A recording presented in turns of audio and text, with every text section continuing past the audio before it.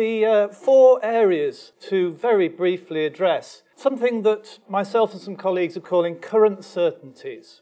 Not necessarily a good thing. They're kind of received wisdom. They're things that have been happening actually in some cases since 1988, since the Education Reform Act. They're almost certainties, but actually some of us want to resist that idea that they should be certainties. I suppose if there's one theme that goes through a lot of my work over the last few years, it's what we call performativity. In other words, the influence of high-stakes testing on the curriculum, as an example. I hope that I can offer some new visions. They're not my own. I love working in partnership with people, with teachers, with academics, and creating new visions. And they led to what we've called a manifesto for change. I just want to read you the words of this North London nursery teacher. We've been told by the head that the EYFS is no longer a stage in its own right, looking holistically at young children. It's merely a precursor to Key Stage 1. So formal learning is now coming down from year 1. We're explicitly asked to make nursery more formal. More formal means more direct teaching of maths and phonics. The effects of us spending more time on teaching maths and phonics mean we spend less time supporting the children in free-flow, child-initiated play. In my school, the EYFS has been pressured into becoming a clone of Key Stage 1. The philosophy and values of the EYS are being eroded.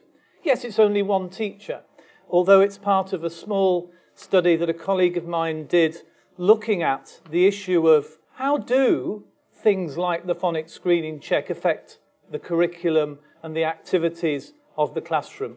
Yes, that's about early years, but you can see I'm trying to join up the dots. They are distinct phases in England, but they're not in lots of countries. And the question of whether they should be distinct phases, if you think about child development, they don't, of course, fit into these neat legal compartments of educational phases. But much more worrying is this sense that this teacher has. Yes, it might be exaggerated because it was a formal interview for a research project, but it's certainly a view I'm hearing more and more. In fact, even today, as we sat down in the room before we came in here, that was one of the topics that immediately came to mind for some of us. There are hundreds, if not thousands, of examples of education ministers of different political parties making statements that to me are utterly rooted in ideology rather than let's say, a nuanced view of the history of educational ideas, or even based on rigorous research or theory, and less still, actually, even about the culture and practice of schools, which is also well understood not only from the people who do the work, the teachers, the head teachers, but also from certain kinds of researchers who pay attention. So this was Nick Gibb. Phonics tests show progressive teaching is doomed to failure. Lots of kind of important use of language, admittedly mediated by the Daily Telegraph. Well, let's deal with progressive teaching is doomed. So there's a kind of lazy equating, really, of anything that's not deemed by ministers with Nick Gibb's views. There's a kind of demonisation of anything that doesn't fit their models. And progressive teaching is regularly pilloried. I think if you said to somebody, well, what exactly is progressive teaching? There's a very long and difficult conversation to be had, because it's certainly not straightforward. Doomed to failure. Now, of course, the reason I've chosen phonics is not just my personal research interest, although that's part of it. It's because it's symbolic, it seems to me, of a lot of things that are happening in early years and primary education. It's certainly more than symbolic in terms of high-stakes testing. I don't think you can get more high stakes than making the nation's 6-year-old children all be tested at the same time through nonsense words.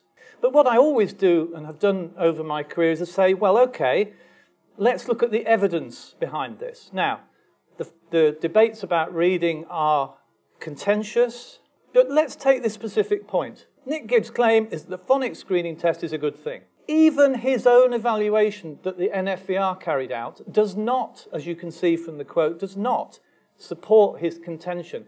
And if you read between the lines of the report, what's striking is it feels as though he's almost breathing down the researcher's neck, saying, well, okay, you can't say this categorically, but it might be true, mightn't it? If you read the report, it really does feel like that.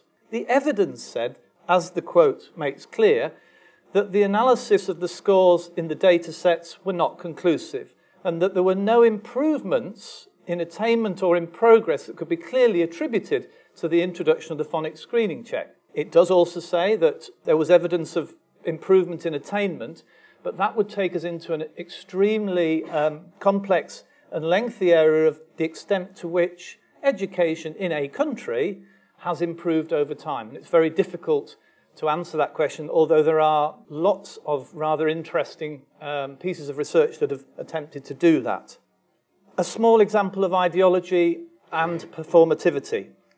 So, Andreas Schleicher, the architect of the PISA tests that are so influential, these league tables of countries around the world, he says this: in a globalized world, the yardsticks for success are no longer national goals or standards, but the performance of the most successful education systems internationally. I beg to differ. And there are questions around, actually, so what if one country is 10 places above another? Is it the most appropriate way to compare? I'm not the only person asking that kind of question. So Esther Kerr and Bruce Beswick in Australia, very different take on this whole question. It's all about, how should we compare? What's the value of comparing? And what can we learn by appropriate, rigorous comparison of the education systems of different countries? And the criticism that Kerr and Beswick make is on the grounds of that PISA claims cultural neutrality. In PISA's defence, I would say they do take efforts to think about language and culture to some degree, but I accept the criticism that it's not enough. And they go on to say, you know, the commonality and the measurement and the constructs used to measure are, in the end, perhaps not appropriate, particularly for their uses by politicians. Now, the people running the tests can't be blamed for the way politicians use league tables and data in the way they do.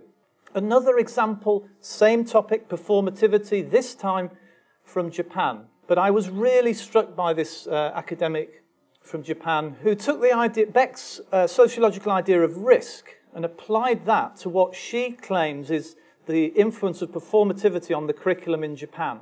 And essentially, of course, it's a long, complex argument in a chapter of 8,000 words, but what really struck me was how she was able to take the idea of performativity and bring it right down to the teachers in the classroom and to a topic. And the topic she chose to focus on was about the Fukushima power plant disaster. I was quite surprised that it was 2001. It seems so much more recent somehow. The people who died is dreadful. The people missing I wasn't aware of. But she said there is a requirement to teach about this disaster, the children of Japan, but she says you can't just teach it as content. It's got to be taught in a way that takes account of the politics. This issue cannot be managed with packaged classroom teaching focused purely on achieving the targeted competencies and skills. So in addition to her academic argument, she goes right down to the level of the classroom to show why performativity has an effect and why there are better things that we should be doing with different nations' children. A colleague at the IOE, relatively new colleague, did a wonderful project with children and a teacher where essentially they used Flickr to post images that matter to them. And this little toy gemstone became a metaphor for the project. The kids got very excited, so excited to the point that the girl whose image it was got fed up with them asking about it. So it really took on a life of its own. But I suppose it's a tiny example, I guess, of different ways of how we might be in the classroom, how the curriculum might be. And not surprisingly, it was derived from the children's interests, the teacher's interests, and my colleague Lynn's interests. So, I'm kind of summarising these ideas came from a period of 2 years of work with colleagues who are both researchers and teacher trainers, thinking about how things might be different in terms of primary education and early years education. I think we've got a massive problem with high-stakes testing. Where I think there's consensus, I'm hearing more people say this is a problem than it is an advantage. And by the way, as a researcher, I can see quite a few advantages, but that's a bit selfish. In my view, in terms of the curriculum, and the national curriculum in particular, in England, I don't think we've got the balance right between the state's requirements and the opportunity that we have as teachers and people with an interest in society, and children's interests as well, to have the curriculum that they want. And one can go back to Dewey on this and others. I still think the important idea of evidence-informing practice is We're still struggling. And finally, where are the children's voices in their own curriculum? I remember years ago when one of the early national curriculums was developed, and actually a Quango, something like QCA, did do a serious attempt to ask children the kind of curriculum they wanted. We certainly didn't ask them about current English national curriculum. I think teachers have precious little time to say things to children like, what would you like to learn today? What are you interested in? Okay, let's develop some work around that. But there may be people here who will challenge me on that. I've joined the debate more recently around curriculum change, and I feel that reading the literature and the context that I'm in, I feel that we have to make a decision as to whether we're a more traditionalist approach to curriculum change or whether it's more progressive. And I don't think that's right. And I tend to agree with Chris Husband's view, who's the director of the UCL Institute of Education. You know, we have to acquire knowledge, but it's not just about knowledge. As a head teacher, what motivates me is the engagement with children and how we acquire knowledge, but engaging pupils in their learning in the classroom and out of the classroom on a daily basis. And one of the key things he also says is that, okay, you've got knowledge and you've got skills, but with the advancements of technology and the rapid rate of change of the education system in the UK, it's not just about that, because the children that I'm teaching now, when they grow up, they will be doing jobs that don't even exist and that I don't have a clue about myself. And so we have to build resilience in children, even through their primary years, and we have to develop their understanding about applying skills in a future that we don't necessarily know about. And for me as an educationalist, that's just as important as being accountable to what Dominic talked about, performativity and high-stakes testing. My school in Geneva, the International School of Geneva, Geneva being the international city, the European headquarters of the United Nations, we have 140 nationalities and over 80 mother tongues in the school, so a very diverse population. Our job is to try to teach each of these children to potentially return to a variety of national and other international schools. And so we do that really, broadly speaking, in three ways, and Dominic's Manifesto for Change really spoke to me, because I think all of those four things we're really trying to do. What is education for if it's not to develop good human beings who can contribute to society? The rest of it is fairly meaningless. So the most important part of everything that we do is building character. The second thing is to have a curriculum that's not built around content, it's really built around competencies, as Roddy was saying. So when the students I'm teaching now graduate in 2025 from university, who knows what they'll be doing? So what we need to do is give them the skills to collaborate, to be creative, to take risks, to transfer knowledge from one area to another and apply it. Obviously, academic and mathematical literacy is still important, but largely speaking, the content is a vehicle for the skills. We're very fortunate because we don't give grades, we don't give levels. Assessment is for learning. We really want the children to reflect, to have peer assessment, and then to have feedback from the teacher, from their peers, and from themselves as to the next stage in their learning. I take heart for national systems from countries like Finland, where they've stopped inspections, they've stopped standardised testing, they've started trusting teachers to make pedagogical decisions based on research and training their teachers very well. And I would love to see that happen. This point about a children's voice reminded me of my only and probably failed curriculum experiment when I was a primary school teacher. At a point of end of year 6 inertia, I asked the kids to decide what they wanted to learn over half a term they wanted to focus on. And the two most popular choices were first aid and self-defence. I'd always wondered what that said about my classroom management and behaviour style and so on. But in terms of this debate, it's called Occupy Your Curriculum. And when you think of the Occupy movement, I always think of that wonderful phrase, we're the 99%.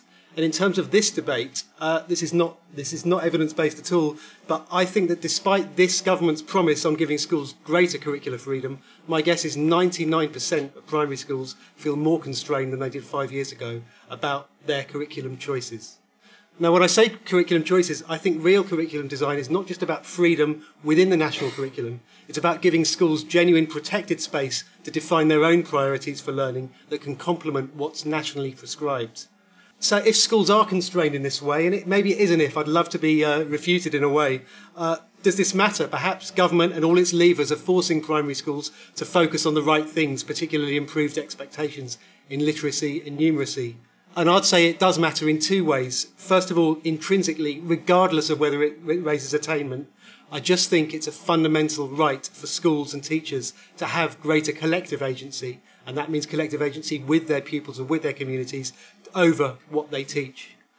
But secondly, instrumentally, what we're learning from the Grand Curriculum Designs programme and other programmes similar is that the process that you go through as a leader to design your curriculum is itself a school improvement tool. It forces you to define and communicate your purpose and ethos, and it also gives teachers the inquiry and innovation skills that can both make them better teachers but also keep them teaching as well, which is crucial in this period of really difficult recruitment and retention. Thank you very much. So I'd like to open the floor to questions. If you do have a question, please raise your hand. Yes, over here, please. It's more of an observation, I think, rather than a question. It strikes me that there's quite a lot of consensus about turning down the volume, as you say. There's quite a lot of consensus about moving away from the exam factory approach. Why, when there is so much consensus to turn down the volume on performativity and exam factories, why is it not happening? I think it's about mobilisation of the voting public until the votes hurt the politicians. So this has to become an issue of massive importance in a general election, a local election, and so on. I think there's an issue to do with educating many people in this room, obviously, understand some of the issues to do with assessment, but actually there's some complexities there. The biggest problem, I think, is confusion of purposes. So we're confusing accountability with the need to genuinely assess how children are learning. I think that's an education, sort of education of wider society job.